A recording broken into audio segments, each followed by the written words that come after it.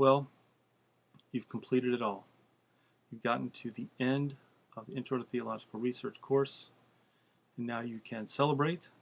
You should be proud of yourself to know that you've been able to take a topic like this and to take it to its completion. And so I just want to talk a little bit about where do you go from here. You have a new set of skills. You have an awareness now of how information is organized. You have more confidence in terms of your ability to evaluate critically that which you read. You've developed note-taking skills that will help you not waste information and waste time. You've remembered that you're supposed to, every article you read or chapter you read, that you do a summary paragraph so that you don't forget it. You know how to take a broad field and to narrow it down to a research topic that can be useful in ministry and in your personal spiritual growth. But what are you going to do with that going forward? Well, what you're going to find as you continue to develop in your seminary studies is that some of you are going to have a calling on your life to continue as researchers. And when you think about topics like this, you just get excited and you want to do more and study more. And so I just want to mention a couple of resources that could help you with that going forward. One is by Barber and Krauss, and it's an introduction to theological research. And this book, in some ways, will cover often material that we covered in this class, but will organize it for you, and especially at a more advanced level.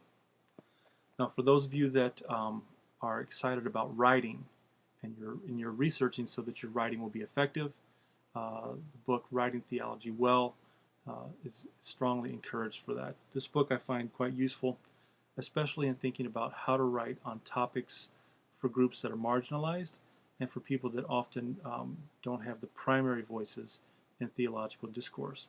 So I encourage you to consider looking at that work as well.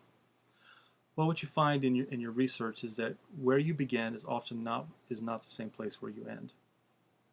The most recent research project that I was engaged in was my PhD research. And I started out looking at Paul's mission and strategy in the Corinthian correspondence, 1st and 2nd Corinthians. And then over the first year in doing my research, what I found is that that was too big. And I narrowed it down, and I ultimately ended up looking at the way Paul forms identity in 1 Corinthians 1 through 4. And what I found in that process is not only did I discover things about myself and what I was interested in, but I also learned a lot about what it takes to be committed to a topic in a research project from the beginning to the end. And often other people won't understand it. They won't understand necessarily the work that you put into it. But I want to encourage you that academic research is an expression of vocational ministry, just like local church work is. And if I can encourage you, those of you that have found this class to be rather exciting and you're excited about the prospects of maybe even continuing on into postgraduate work, that you should see that as a possibility of a way in which you are fulfilling God's call on your life as well.